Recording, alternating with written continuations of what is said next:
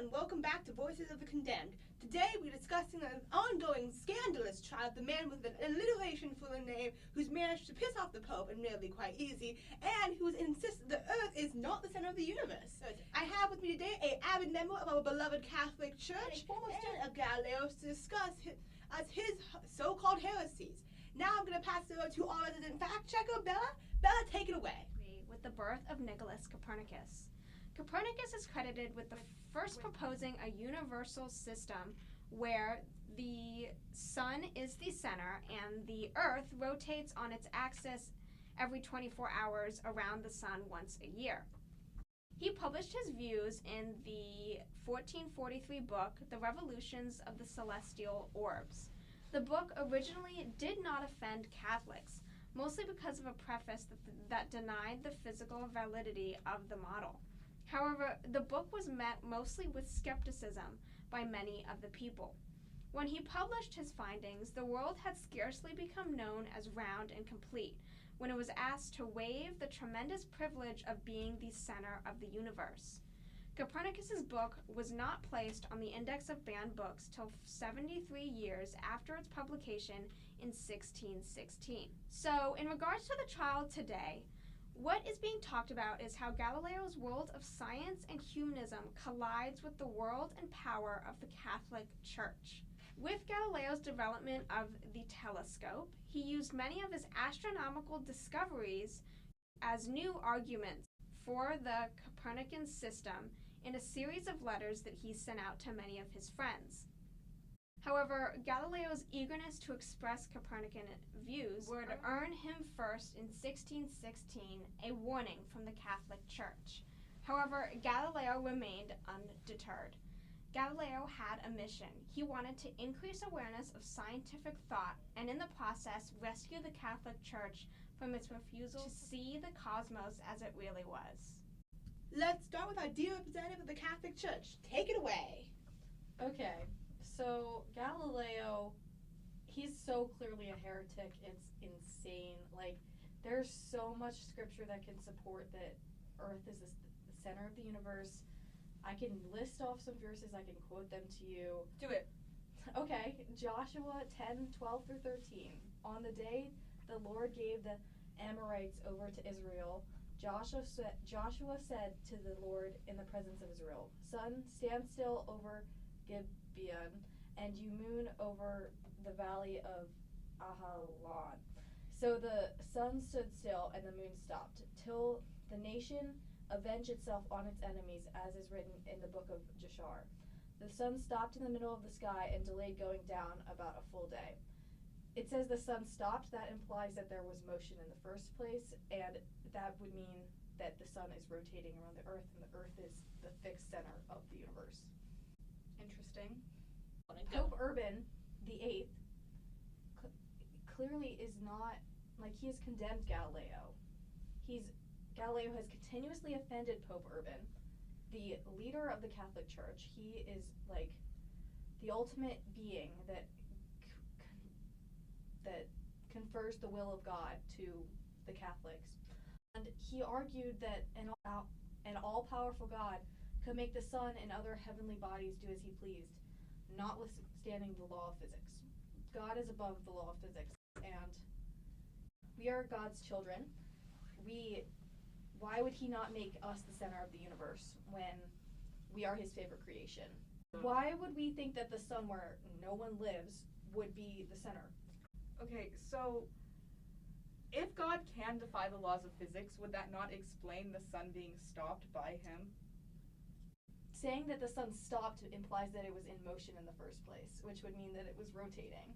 Right, but if God can defy the laws of physics, theoretically he could be the one that was making the sun rotate in that moment, because let's face it, Nicholas Copernicus did the math years ago. Y'all are mad now because someone actually proved it. And so why is it that when Nicholas Copernicus did this math, it wasn't an issue, but now that Galileo has done the math and basically proved you guys wrong, it's an issue? I wouldn't say that he's proved us wrong. Mm-hmm. If you look at all of these like illustrious figures in the Catholic Church, like Pope Urban VIII or Cardinal Robert Bellarmine, and like they all condemn Galileo. They've all given Galileo the chance to reject his ideals. He's only said they're a hypothesis. He hasn't said they're proven or anything.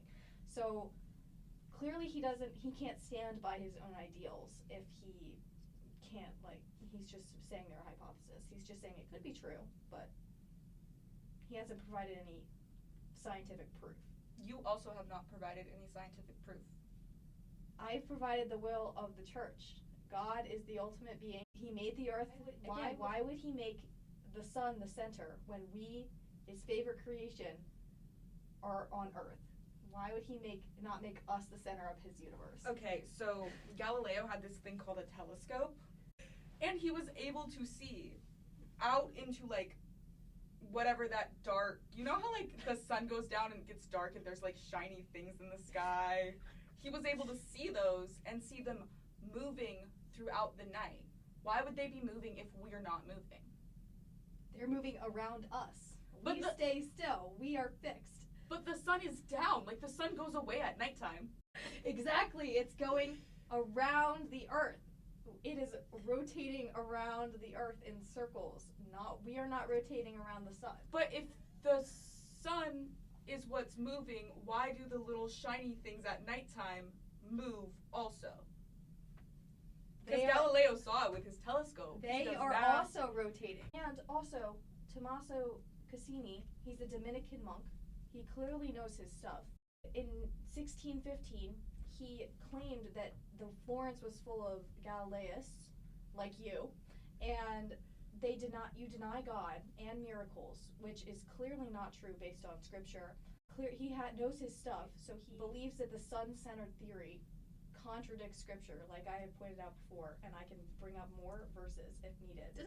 However, historian here, I would like to point out that Galileo did have many credited and educated disciples when developing his theories, I don't know about that. Well, Benedetto Castelli was one of Galileo's favorite disciples and understood Galileo's thoughts. He even wrote his own book called The Motion of Water. And they were often exchanging letters from scientific topics to everyday life. However, I will give you a point in your argument in the fact that one letter from Galileo to Castelli in 1613 is being used as key evidence leading to his 1616 warning by the Catholic Church. Yes, and Cardinal Robert Bellarmine, as I mentioned before, he told Galileo to forsake his theory and not defend it. And maybe if he had done that in full, then he wouldn't be in this situation right now, and he wouldn't be facing a life of imprisonment. Also, another point, Galileo's really old. Does he really know what he's talking about? He's 63. Like, he's about to die. So, does he really know what he's talking about?